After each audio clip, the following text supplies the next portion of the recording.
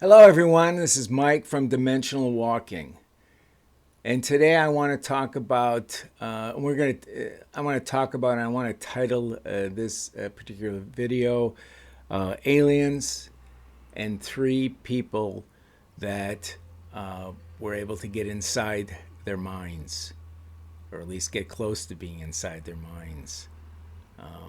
Anyways, today I want to talk about one of those. This will be a three-part series, and I want to talk about one of those people that I believe had gotten inside their minds, and that is Louis Whitley Strieber. Uh, I considered him a past friend, and the only reason I call it past is because the simple thing is that I lost contact with him about 20 years ago. And I would want to say that he basically introduced me to the hardcore ufology through his books and through me meeting him in the past. I'd say about 38 years ago, I was working in Atlanta, and my assistant answered the phone, and as she described it, a strange man left a message for me, and the strange man, who ended up being Whitley, asked me or told me to go to a forum, which happened to be the Atlanta UFO Forum on this particular Friday.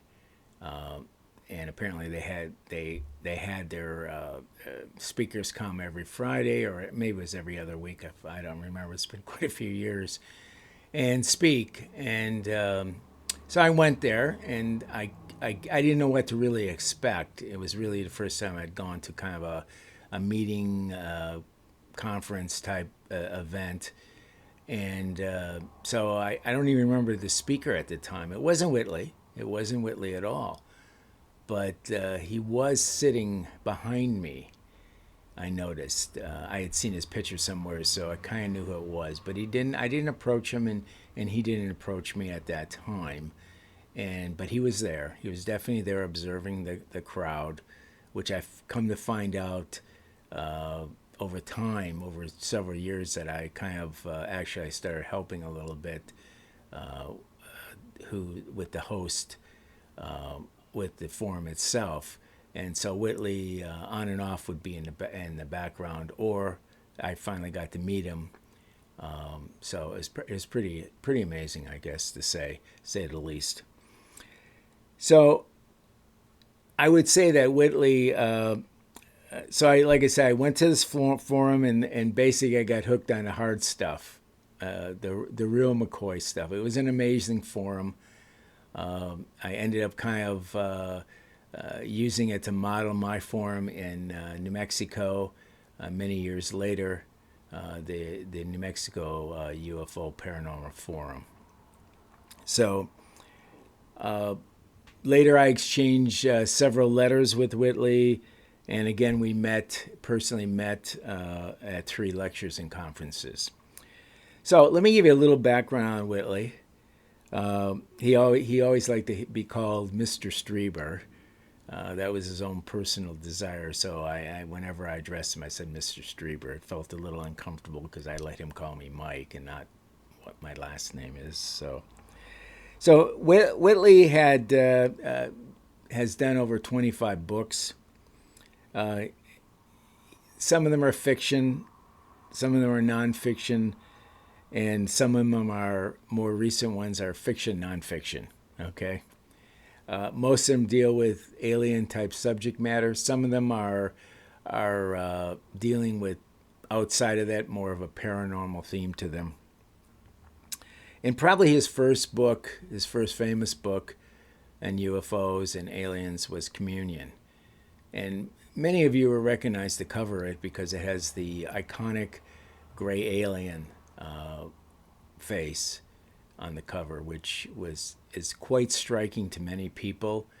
Many people will just say, "Oh, remember that." If I ask them in my interviews with people, abductees, they would say, "I say, what do the aliens look like?" And many of them would just reference Whitley's book, the front cover, and many of them would say it looked exactly like that or very similar to that. So he had some profound effect on abductees and contactees, absolutely, for sure.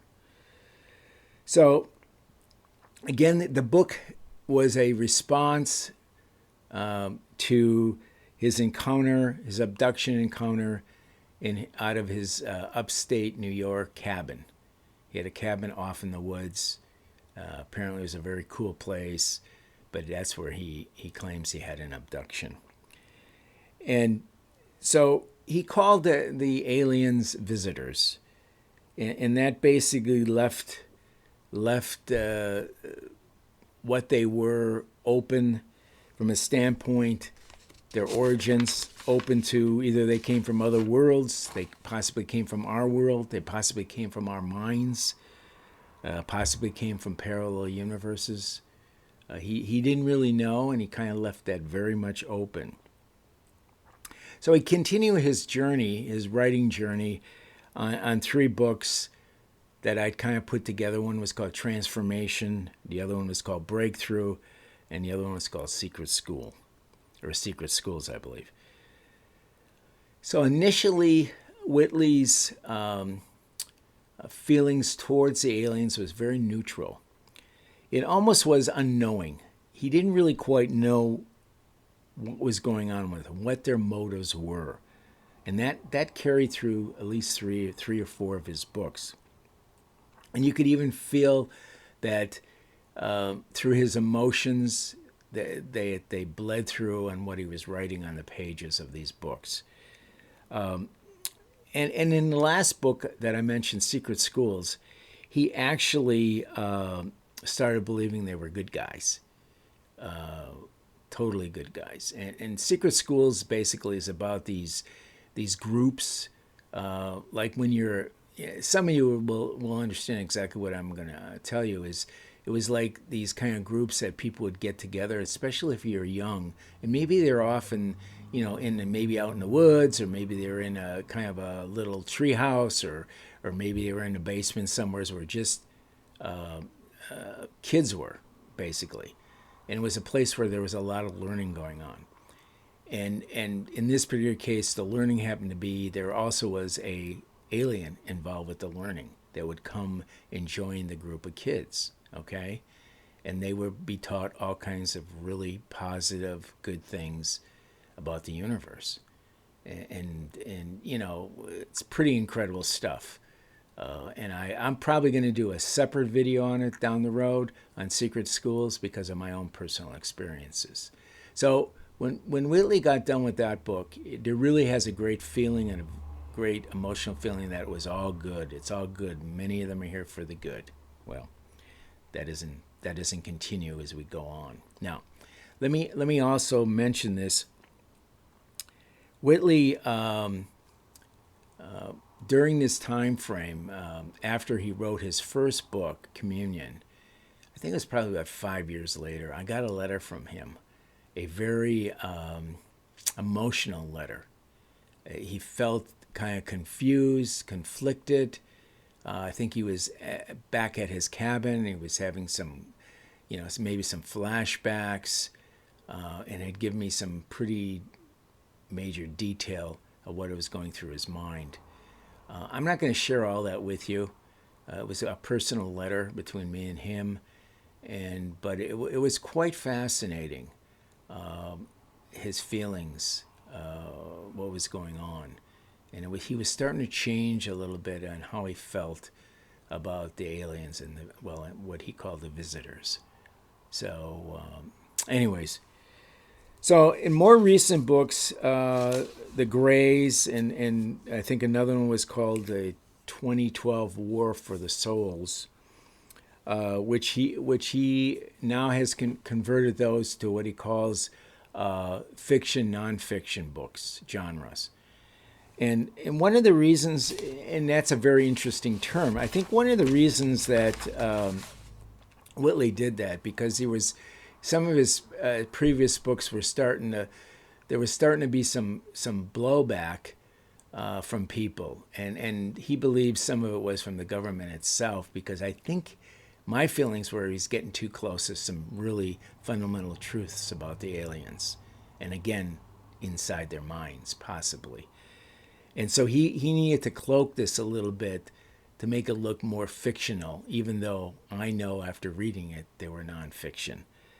And there were, like I say, there was the kind of the black ops government agencies that seemed to be kind of attacking him, and maybe even physically attacking him in some ways, maybe psychically attacking him, I guess would be a more correct term, and possibly pressuring him to stop writing about this stuff.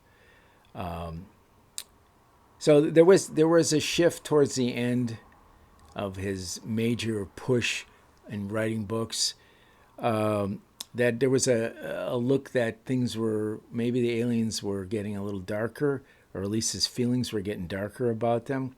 And one of the reasons he came about, I believe, this thought was because he started seeing that they seemed to be emotionally dead. They didn't seem to have as many emotions as he had thought originally.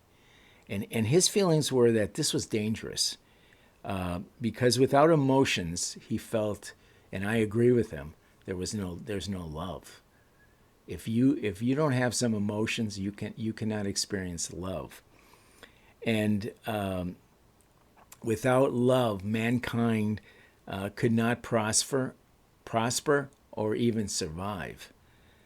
And so that's kind of the end of this. You know, I know Whitley was a great writer and still is a great writer, and I think he kind of ended on a little bit of a question, and I want to kind of tell you the question, and because I think it's an important question and it's an important plea to the aliens. So dear visitors, don't take our love. I think he is concerned that somehow they will try to make us less emotional and less loving and less human. Anyways, with all that said, we need your likes. Please subscribe. If you want to send us a personal email, you can send it to dimensionalwalking@gmail.com. And like Roy Rogers always said, happy trails until we meet again. Thanks a lot. Bye-bye.